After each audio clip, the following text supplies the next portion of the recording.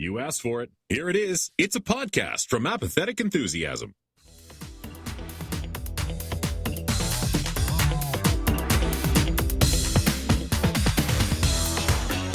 Coming to you live from the wrong podcast. That's right. This is Apathetic Enthusiasm, but we're playing the music from Interdimensional RSS. If you're not a subscriber at Interdimensional RSS, what are you doing with your life? It's Apathetic Enthusiasm. Hi, everybody. Podcast from Apathetic Enthusiasm. In this episode, Brandon plays the wrong theme music at the beginning of the episode, but we just roll with it just because we're kind of casual on Apathetic Enthusiasm. Oh, yeah. Hey, everybody. It's me. You going to cut that Brandon. first part out, or are you going to leave it in, Brandon? Yeah, just leave it in. It'll confuse everybody. And since we haven't been, this is our first episode in like a couple weeks. Hey, it makes sense that we have. That music started playing, and I was like, Something's different. I love this music. It makes me feel good. I don't think this is the one I usually talk over, though. No, because I have the wrong. They're not the music. The songs are not labeled AE or RAM. They're labeled what the songs are called, and well, hey, it doesn't help me when I'm out of the podcast game for a while. That's right. We take 1 week off, and everything goes to shambles. Hello, everybody. I'm Travis. Hey, everybody. I'm Brandon. He's Brandon. Welcome to Yep. Apathetic Enthusiasm. Summer is here. It's hot outside. People are enjoying, climate change, and Baby, it's hot outside. I need the AC. Come on back in, baby. Take off your clothes because it's hot. It's hot outside. Take them off. Take off your fucking clothes. It's getting hot in here. Shane and I often talk about, places to live in the world. I am lobbying pretty heavily to settle down in Florida at some point. Really, I want to live in Disney World. That's what I want. I don't want to live in Florida, but the closest I can get to living in Disney World is like Orlando. So, but she has lots of concerns, reasonable concerns about heat and humidity. But then she's like, well, like we lived in Nebraska for a long time. Like we could live there. And I'm like, it is painfully cold in the winter in Nebraska. I don't want to go outside where like the wind hurts my face. Like, and we've both come to the realization that whether you live in a place that's too hot in the summer or too cold in the winter, it just means that's the part of the year where you do your inside stuff. Now, I know you live in beautiful California where the weather is always beautiful. Yeah. And you pay a sun tax to live there. But for the rest of us, not in, the beautiful Golden State. Yeah, we have to pick a few months where we just, stick to our hobbies and drive from one climate controlled place to another. Yeah, no, I feel you, Travis. I feel you, and I want to get into all of this and more on our show today because this is episode 254. It's like or 255. I don't know. It's like we've 254. Been. Yeah.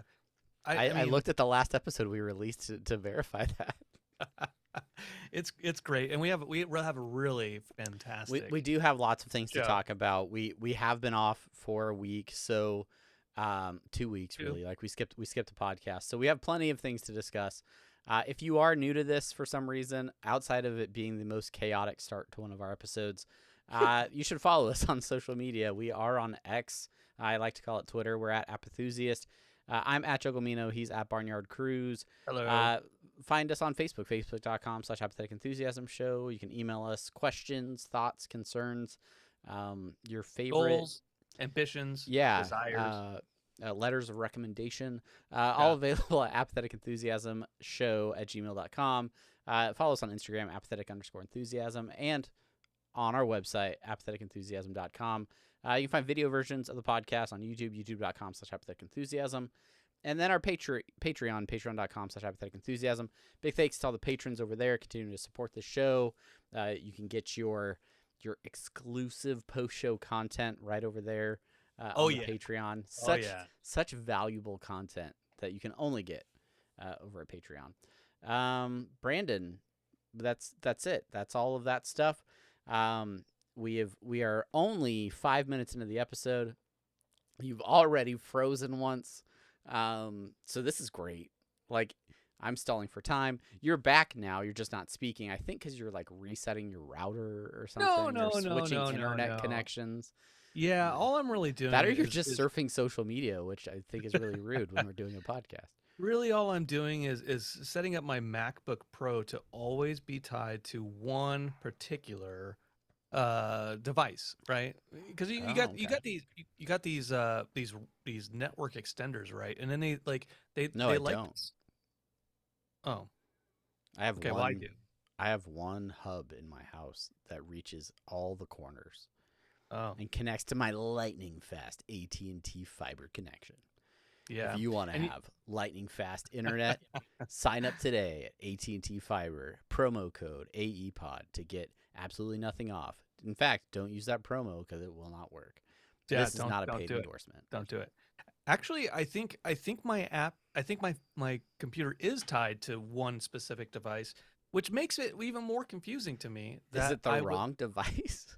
No, it shouldn't. No, what the heck? I don't know, man. I can never realize you were holding your cell phone in your hand and not your computer. Correct? It's Spectrum. Yeah, but I have to use the app to access my router information. Jeez, these apps. All right. Well, hopefully we have no other internet issues.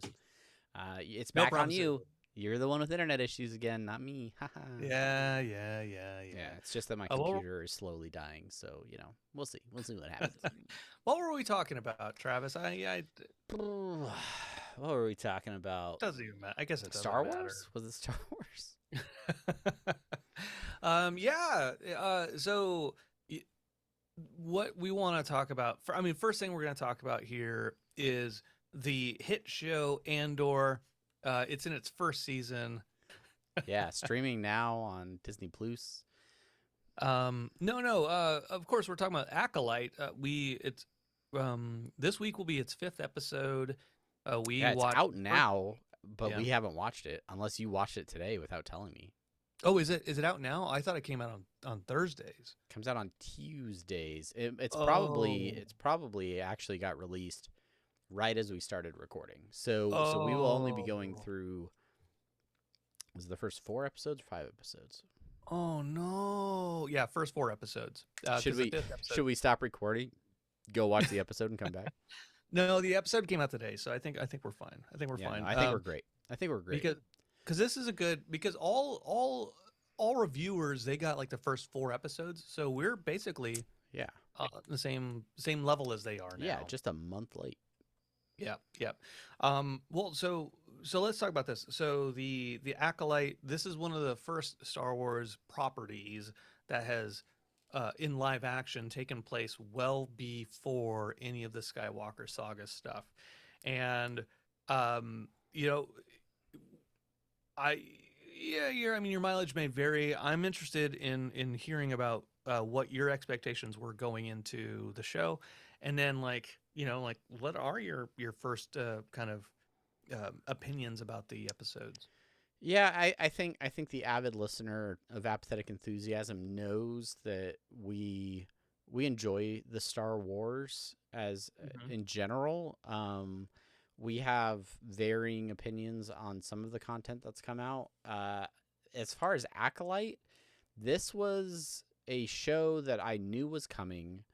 I remember announcements from, I think, Star Wars Celebration and some other events. I was interested when I first heard that there was going to be a series that took place 100 years before the main movies, right? That we were going to get into some old Jedi stuff.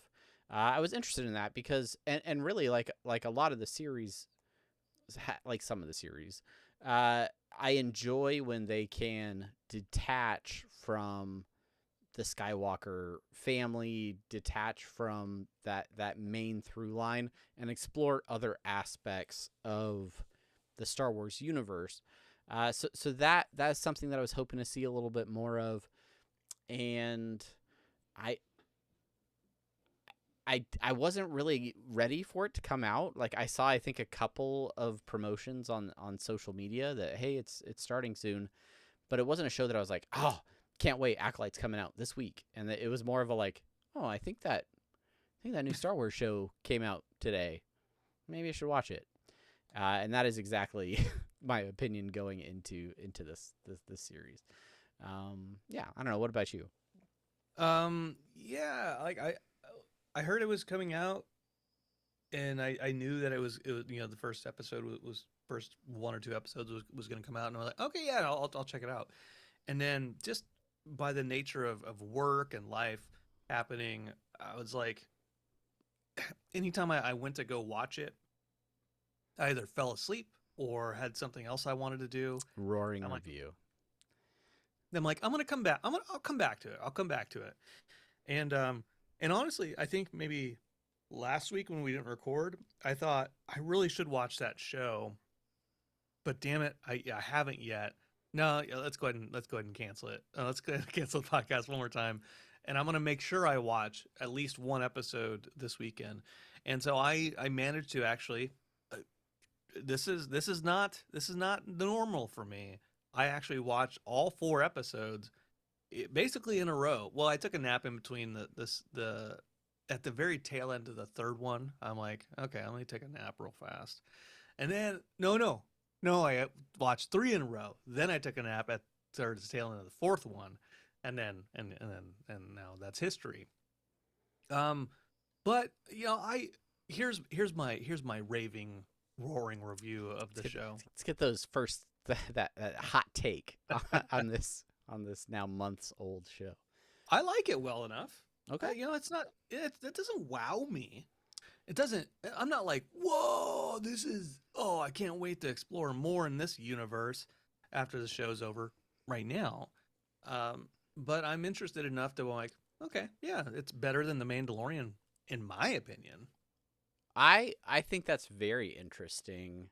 And I wonder if there is a difference between consuming it week to week like I have and doing the first 4 episodes and kind of binging it in a day, because what I do feel like is the story and the progression of like developing the characters and the plot is a very slow burn for this. Like it does start right out the gate with action and a fight scene and something major happening, and you're like, oh, okay, this is all right, this is going to be an action like show.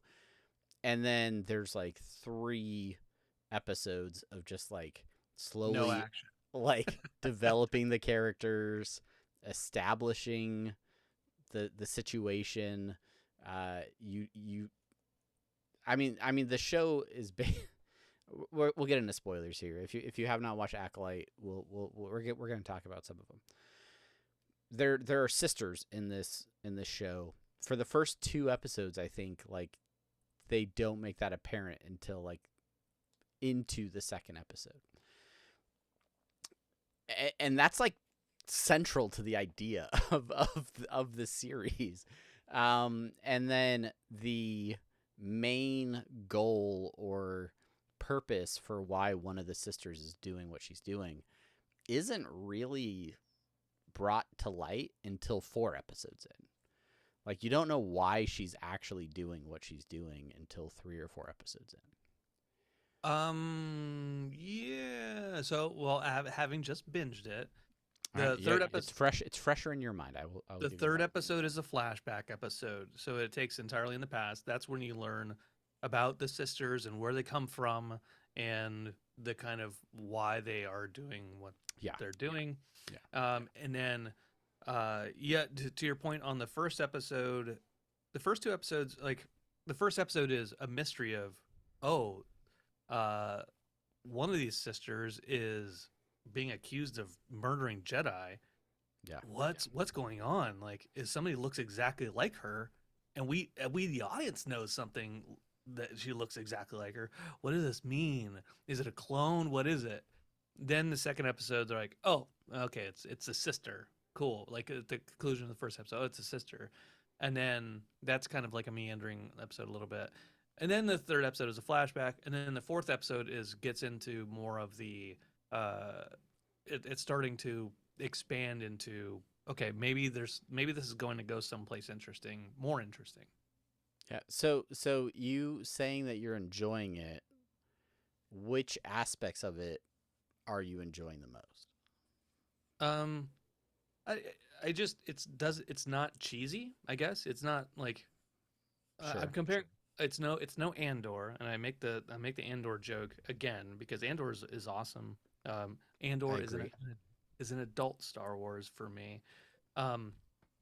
Whereas like Mandalorian, I'm not going to talk about Book of Boba Fett. Like Mandalorian is like too fantasy and too like I enjoy it well enough, but it's also maybe I just don't like that.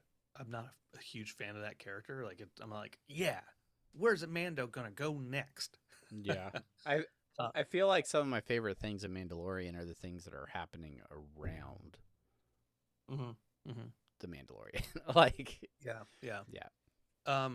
I enjoy that it is a similar to Mandalorian. I enjoy that it is a standalone story around characters that generally we don't know, right?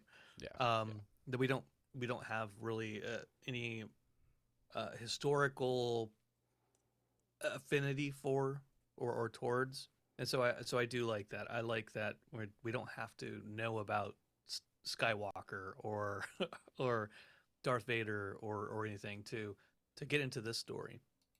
But I think that might, like Jedi Outcast or Jedi Survivor, um, some of the other like non-canon stories from the Star Wars universe, those are interesting to me. So and because it's Star Wars and it's Disney, I'm sure this will somehow tie into the Skywalker saga in some way, shape, or form eventually. it could. It could.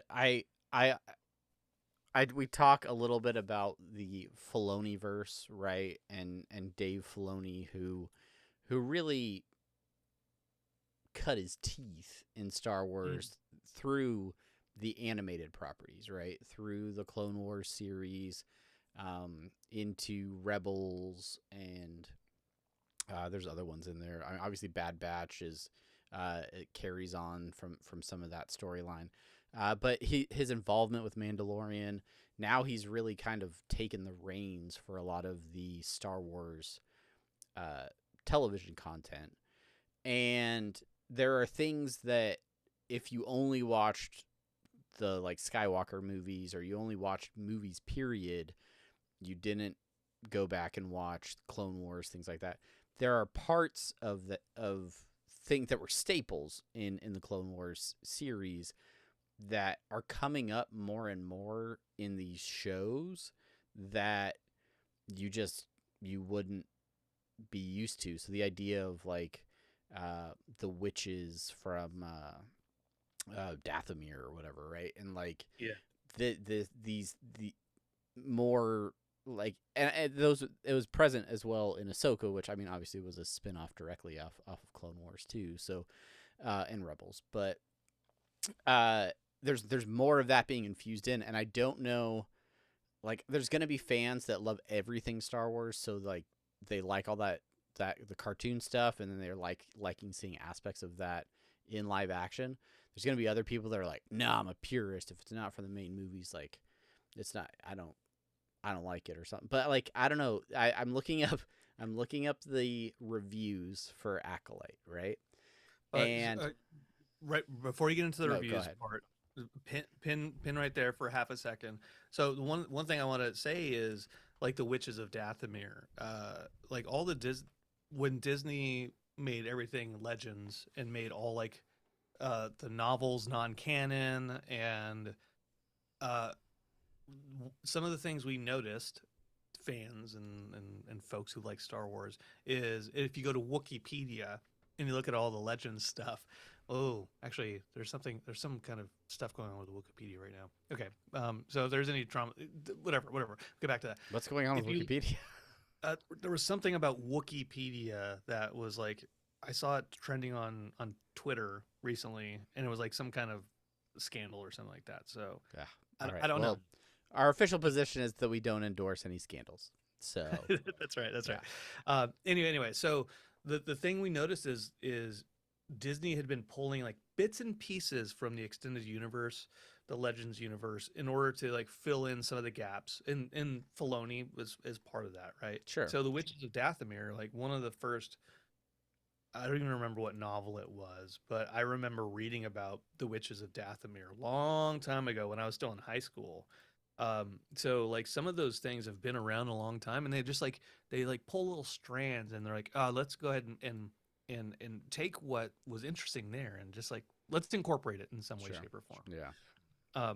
So anyway, so okay, now get back into your reviews, Travis. Well, no, the bottom line is, and I think anytime we talk about Star Wars, we usually end up talking about how much fans of Star Wars don't like the new Star Wars thing we're talking about, which is like, I don't get it. I guess like at this point, I understand there are shows and there's stuff I don't like about the series, sure, but like you look at the critic score on Rotten Tomatoes, and this is averaging an 85% fresh. You look at the average audience score, 13%. And that is such a huge difference between critics who are looking at this critically and Star Wars fans that just hate it for some reason, right? And I've seen all sorts of rumors and speculation, or I don't know, maybe some of this is factual. I don't want to spread too much misinformation here, but there's people talking about how the writers of this like hadn't seen original Star Wars movies or something. Like there are people that wrote for this show that hadn't seen original Star Wars. I don't know if that's accurate. I don't know that that's true, but it's an interesting approach if you're trying to write in a universe where you don't necessarily understand all the rules. Well, yeah, they mentioned that, but what is it? Tony Gilroy or whatever for Andor he's not a Star Wars fan. Yeah. You know, and that's okay. That's okay, because you can not be a fan of something, but still like extract some kind of essence of a story that you want to tell in this world. And same thing with Rogue One. Like it, I love that. I love that movie. It was like, let's do a genre film within the Star Wars universe. Let's do a heist / war film in the Star Wars universe, and to do something different. And so I agree with you with the idea that like the universe of Star Wars is rich enough and has enough in it that you can tell different kinds of stories and compelling stories set in that universe, and they can feel different. They can explore different aspects. Like not every story has to be about, the Trade Federation and clones and Empire and Rebels and the First Order and the Resistance, right? Like it doesn't have to be this big, good versus bad. Like you can tell smaller stories. You can tell more behind the scenes stories with more ordinary characters that exist and are, trying to survive in a world where Jedis exist and the Force exists and droids and lasers and, like blasters. Like you can have all that stuff still there, but it doesn't have to be about that stuff necessarily, right? And I think there are going to be people that dislike a show that doesn't lean into all of those aspects.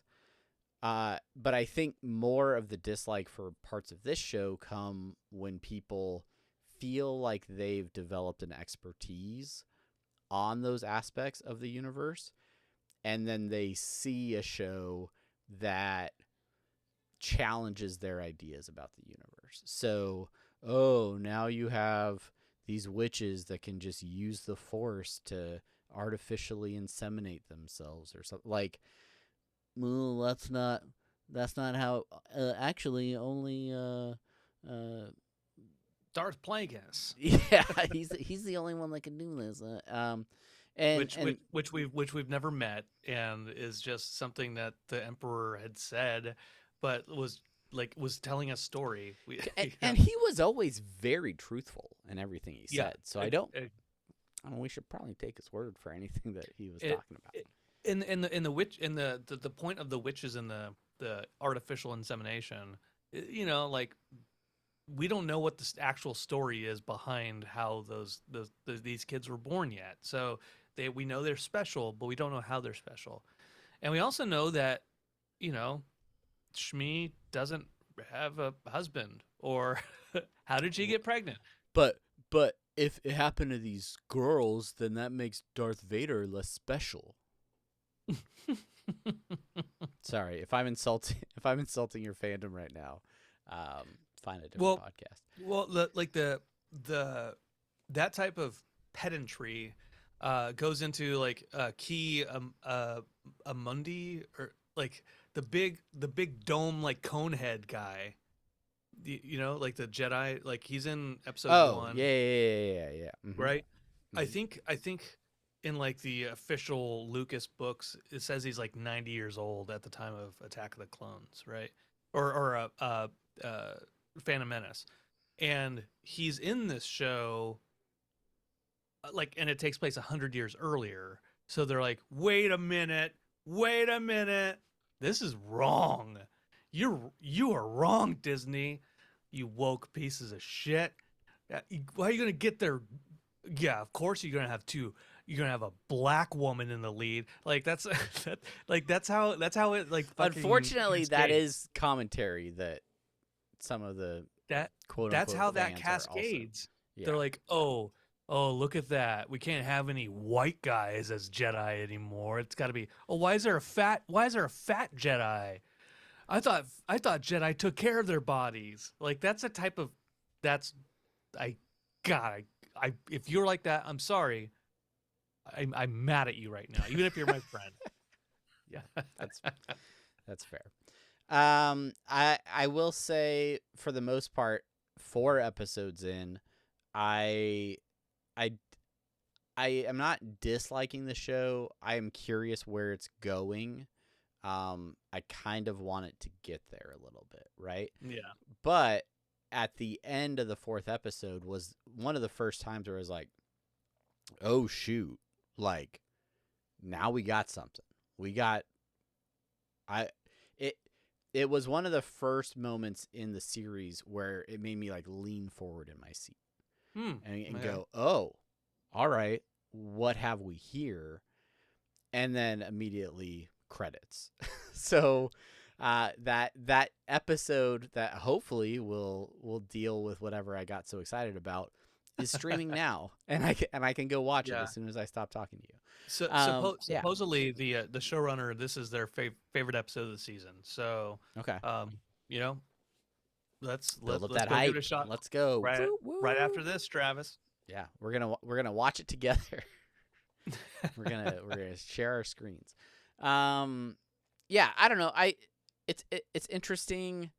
I don't know. Maybe I'm just not the version of a Star Wars fan that feels so tightly like gripped onto the universe that I take issue with different interpretations. I'm fine with some other interpretations. I enjoy the fact that we're getting more Star Wars content, like in TV form and stuff, than we really ever have. At least when it comes to live action. And it's not when you're creating at a higher volume, they can't all be winners. That's true. And that's why we want to talk about Jedi younglings. Yeah, we're going to talk about young Jedi tales. Muppet Babies, Jedi version. I'm going to be honest. I haven't even turned an episode of that on. No reason for me to watch that. I skip past it all the time. But Travis, the thing about it is I don't shame people for disliking the show, on whatever merits it is, right? And you like it for a different reason than I like it, and that stems from all the different experiences and emotions we've ever had inside of ourselves. And that's emotions what colors like our joy, world. sadness, fear, disgust, anger, even new emotions. And those emotions change as we grow up and we experience different things. Did you go see Inside Out? I have not seen Inside Out 2. Have you seen Inside Out 1? Yes, I saw. I talked to my work friend Jeff yesterday, and he said, "Oh, hi, work friend Jeff." He likes it more than the first one. Interesting. I did go out. I did see Inside Out 2. I saw it 2 weeks ago. And I was like, man, I'm going to have so much to talk about with Brandon on this podcast where I've gone out to see a movie. We're going to talk about Star Wars. I'm going to have so much to talk about this week. And then we didn't record, and I was like, I hope I can remember all this stuff for 2 weeks. But yeah, so Inside Out came out a couple of weeks ago. And I mean, for the most part, very high reviews. I think I'm gonna because I already have Rotten Tomatoes open. I'm gonna. Okay. But yeah, so 90% fresh on Rotten Tomatoes, 96% audience score. So there we're close, right? We're close there. But yeah, so if you're not familiar with Pixar, this is a motion picture studio that creates animation strategically designed to affect you emotionally, make you cry, and regret your life decisions. And and they've done it again with Inside Out 2. Riley, the main character of Inside Out, is a teenager now. She is going to be spending a few days at hockey camp, and she has just started puberty. So inside Riley's mind, they are updating the console where her emotions help her to navigate life. And we meet a whole new group of emotions, including anxiety, ennui, which is like the emotion of like boredom, like just kind of like meh. You also have envy and embarrassment. You have occasional appearances of nostalgia, who they keep saying, "Oh, you're here too early. Come back. You have to come back later." Like, but nostalgia is like an old like granny like emotion. Remember when we did this thing? Oh, and they're like, "No, we're still a teenager. You're here too early." But really, like the idea behind it is anxiety, which is one of the new emotions, is kind of taking over Riley's mind and sends all of the old emotions, joy, sadness, disgust, fear, and which one did I forget? Joy, anger. Gets rid of them, right? So the first Inside Out movie, joy and sadness were the ones that were like kicked out of headquarters and had to find their way back. This time they've taken all the original emotions and sent them out into this new environment. Things I liked about the movie, I mean, like Pixar, their writing is great, their animation is great. I think it's really creative how they can conceptualize like really difficult topics for like kids to understand, and even like kids at heart, right? Like the idea of some of these emotions and how those emotions affect us, how anxiety actually works in a person, for them to be able to like create characters and then show how that kind of feeling takes over. It's I don't know, it's therapeutic in a way. So yeah, I liked all that about it. I did cry a little bit in the movies, but that's nothing new for me. And what I didn't like is it's a sequel.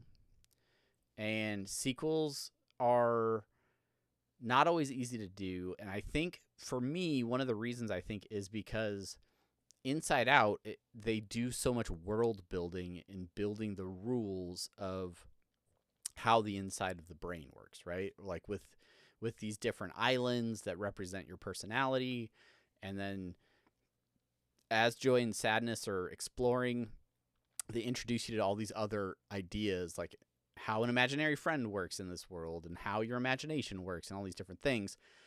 And so you're like appreciating all of the thought and creativity that went into creating this environment.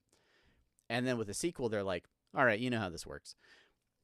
Just exist in this world, right? And they do add some other aspects of it.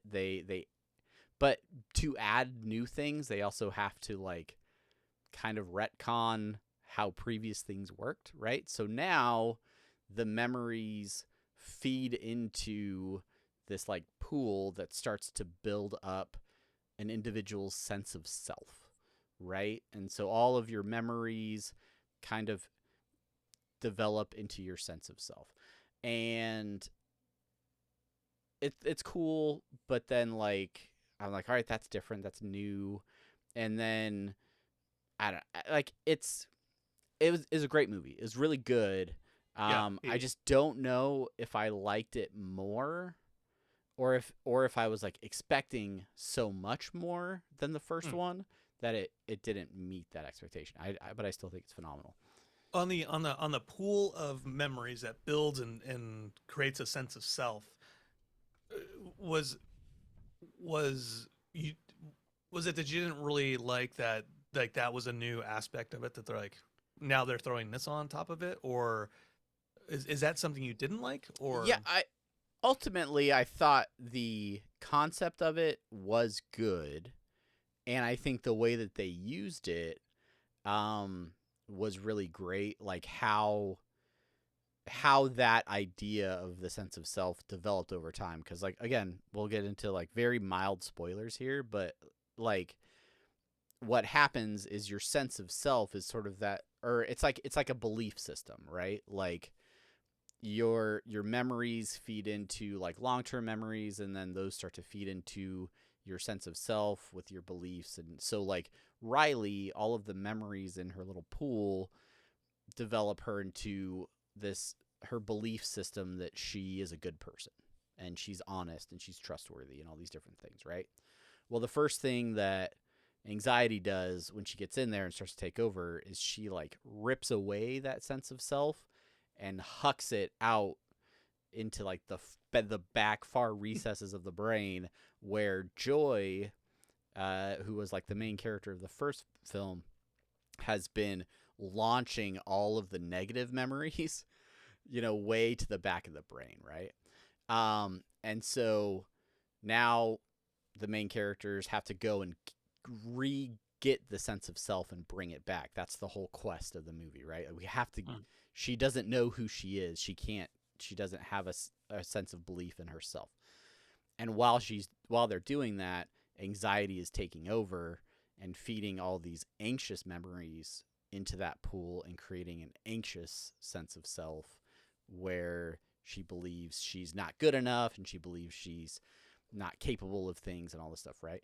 So it's interesting because how they end up, Joy in this movie, like in both movies, it's funny how she's always like the spirit of positivity and like happiness and always trying to keep Riley happy, but at the same time she's manipulating the hell out of Riley into like just making her feel happy instead of like and that was the whole premise of the first movie, right? Was like Joy just wants Riley to be happy, so she's always pushing sadness away, but sadness is important in our lives, and for us, and the ability to be sad and feel sad allows us to deal with the negative experiences in our lives and things like that, right? And so with Joy now shooting all of those bad memories to the back of the brain, it's creating this false sense of self that only focuses on the good aspects of who Riley was. And so by the end of the movie, all of the memories come flooding back in to create this sense of self that is not perfect, but it's genuine and it's honest, right? And so yeah, it's cool. It's cool. Cool. Well, I'll make sure I go watch double up on my double and triple up on my dosage of Zoloft. No, just take your normal amount and then appreciate why you're on it. Yeah. They didn't have like a Zoloft character in the movie, which I guess. Yeah, that's too bad. That'll be Inside Out 3. Yeah. Therapy medication. Riley's seeing her psychiatrist at this point. When she's in her mid to late 30s. This is something that was teased, I think, in one of the trailers, so I don't feel it's too spoilery, but one of my favorite bits in the movie is they're trying to cross this area and a huge canyon like opens up and it's a chasm. It's a sarcasm. And so there's like the little like brain construction workers on the one side of the chasm, like with a crane, and then all of the emotion characters are on the other side. And so when the emotion character's like, oh, we're so glad we found you, like they're shouting across the sarcasm. So they're genuinely saying like, oh, we're so glad you're here. And then the people on the other side across the sarcasm, what they hear is, oh, we're so glad you're here. And so it's just this back and forth where they're like trying to get the people on the other side of the chasm to help them. And everything they're saying just comes off super sarcastic and they like end up leaving or whatever. It's a great bit. Very, very well done. Funny. That's funny. That's good. That's good. Well, I do want to see it. I just realized that it's actually in theaters right now. Well, for the last 2 weeks. I'm sure it'll be on Disney Plus in like a month or two. That's true. That's true. Plus, I'm getting my crowns this weekend, so I can't really go to the theater because then I'll have to eat popcorn and my teeth won't feel good. I don't want to do that. I don't want to do that to myself, Travis. Yeah, don't do that. Hope you understand. Yeah, that's fair. That's fair. Yeah. Other things to talk about. Father's Day happened. Did you have a good Father's Day? Happy Father's Day to all the dads. Yeah, heck yeah. And people that act like dads. Good for you. Way to be a dad. Yep. I got this Lego set behind me. It's the Disney 100 film camera like set. It's cool. I'm gonna nerd out for a second. It has a Walt Disney minifigure and a Lego multiplane camera. It's so cool. Like you can like you have the different layers and you can look through it. I love it. Anyway, that was fun. I got this Funko Pop. It's a Funko Pop of me. Oh yeah, look at that. I'm even wearing a black shirt. I have headphones and a laptop, and then my dog's in there. But like, it's weird because the Funko yourself thing, like, it's a little generic, and so the pop doesn't fit perfectly in the plastic. So it's real loose in there. It's real shaky. He's not really not really he's a real held still. Real They added a little pop of my dog Kona, and she's completely like flipped over in the box, like yeah. So I'll probably be pulling that out of the box and displaying it proudly somewhere. But yeah, what else you been doing? 2 weeks. You've had so much time. 2 weeks. What have I been doing for 2 weeks? We talked about my drug trial for my Sun disease. Oh yeah, how's that going? You've been going outside? I have been going outside. So the first visit was just kind of a test visit where like I didn't get any medication, placebo or otherwise. They just took my blood, did some tests, and like start taking this. Download this app, do a journal.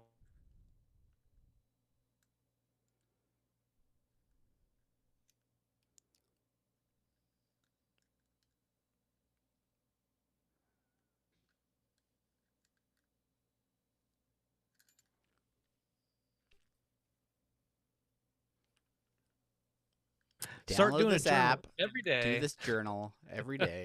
Every day. I didn't say a word the whole time you were frozen. Oh, good. That's fun editing.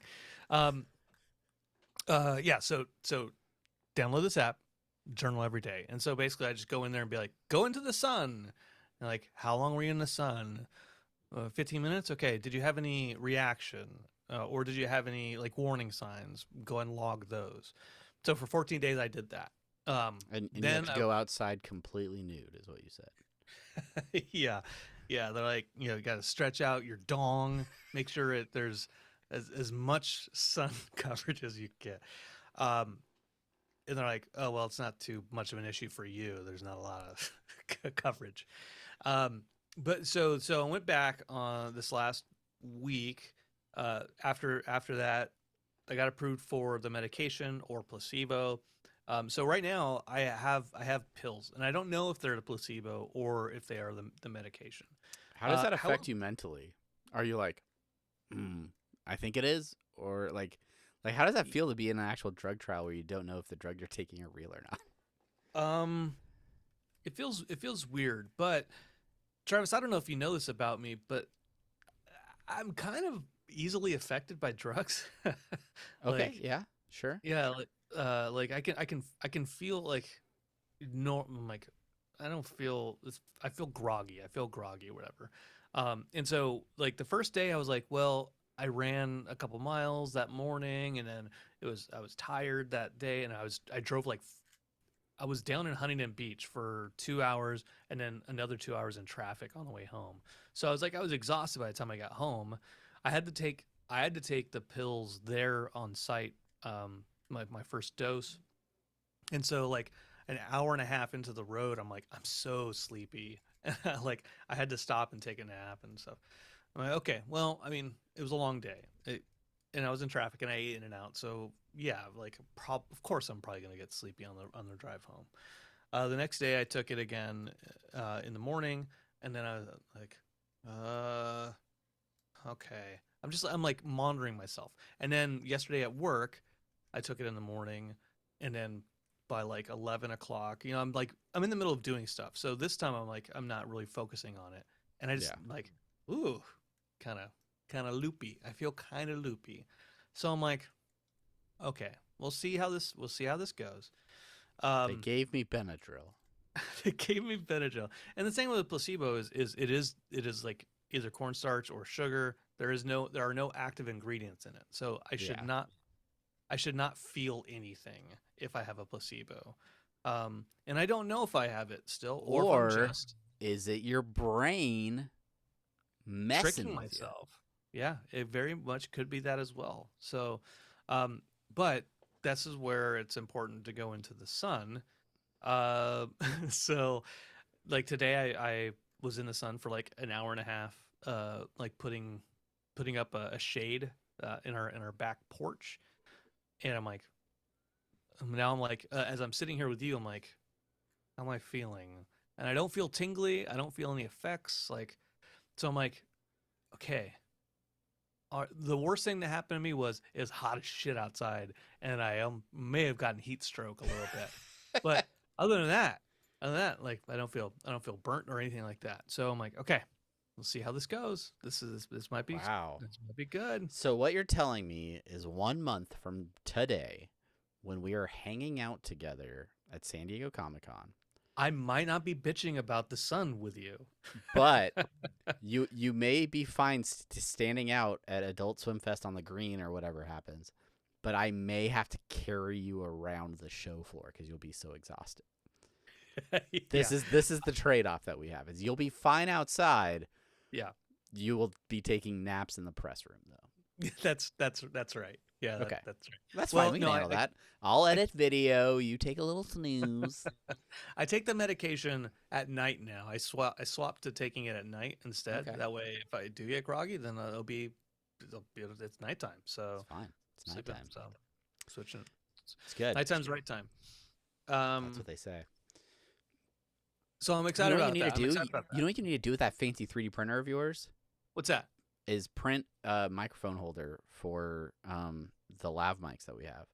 Okay. So that we can do man on the street stuff. You got it. I'll do that, Travis, for certain. Yeah, you certainly will remember it and not forget about it before we finish recording this episode. Send me a note. Call to action for our listeners out there. Call to action. Everybody sent us an email reminding us to do a 3D print. Other than that, this last weekend I hung out with my friend Justin, and we've got like a jam out set list of like of actual jamming out. So like played guitar, and then like I hopped on the drums and he played guitar, and like and I think the last person I jammed out with like that was Brett Fincher in like 2007, 8 or 9. Or no, it had been like 2006 or 2007. So yeah, a long ass time ago. So it was really fun, and yeah, now we got set list. So that's what's going on. Look at you go. Look at you go. Starting a rock and roll band while I'm just playing more Lorcana. Got 2 tournaments in the next 2 weeks. Can't wait. Hot damn. Hot diggity damn. It's gonna be fun. Playing a Porcana tournament this weekend, also known as Pauper decks, where you can only use common and uncommon cards, so no rares, super rares, or legendary cards. Only like the really cheap, easy to find cards, so you have to build a 60-card deck out of those. And yeah, Son and I have been practicing our decks. I keep beating him. I don't know if that means my deck is good or if it means his just isn't as good. But he keeps working at it. We're going to work on it. Make sure we get him set up. I keep rattling around in the back of my mind the idea of Lorcana content under the umbrella of Apathetic Enthusiasm. This would be my S4YA. S4YA. Yeah, this would definitely be a Travis project. But yeah, I don't know. It with the Pixelborn game shutting down, I think there is a vacuum for some Lorcana gameplay content and things like that. So I keep thinking about it in the back of my mind. It will probably end up being just another animation podcast type thing. But who knows? Who knows? In the meantime, I'm replaying Fallout 4. Okay. Went out and played disc golf. Okay. Over a long weekend. It was good time. It was a good time. Shoot. What? I've been playing Mad Max, and then also there's a game that came out called Still Wakes the Deep. Those words don't sound like they're in the right order. It does. They don't. But it's a pretty interesting game. It's kind of like a horror themed game where it's like you a survival. You're on like an oil rig, and then something bad happens, and then like you're going through like engineering decks and all that type of stuff where these like monsters are coming at you. You can't fight the monsters. You just gotta avoid them. Did you get the video I sent you about Dark Universe at Universal's Epic Universe in in Florida? I started watching it, and then I got distracted by the Acolyte. No, I think I fell asleep. Actually, I started watching it, and then I woke up a couple hours later. So you need to go back and rewatch this. Universal is building a gigantic theme park out in Orlando. It is called Epic Universe. They're coming for Disney in terms of being leaders in the Orlando, Florida theme park. They already have Universal out there and Islands of Adventure, but Epic Universe is going to have 4 different lands, right? So they've said what the lands are, but they're giving more details over time as they build towards opening this park. I think in another year or 2 years maybe. But so they're doing a Super Mario Land like they have in Tokyo and now in California. But it's going to be bigger. They're adding like an extra like Donkey Kong area to it as well with another like roller coaster. There's a How to Train Your Dragon area. There is another Harry Potter themed area, which they haven't given a lot of details on yet. But then the 4th area is Dark Universe, and it is an entire land dedicated to the Universal horror monsters. So Frankenstein, Dracula, Wolfman, Swamp Creature from Thing, Black Lagoon. Creature from Black Lagoon, whatever he's called. I think there's a mummy in there, maybe. Abbott and Costello. But it's really interesting because, like, Bismal Man. Yeah, all those guys. Yeah, Abbott and Costello. Universal's known for doing, like, the Hollywood Horror Nights and the Fright Night type things or whatever. They really lean into, like, that aspect of stuff. So I thought it was going to be, like, just that year-round. But they're building, like, quote-unquote family-friendly attractions where it's themed like a place where all those monsters exist. But then there's also, like, a big attraction that they're saying is going to be, like, it's cutting edge, state of the art, like, animatronics and technology, and it's going to be, like, a really scary, like, horror ride.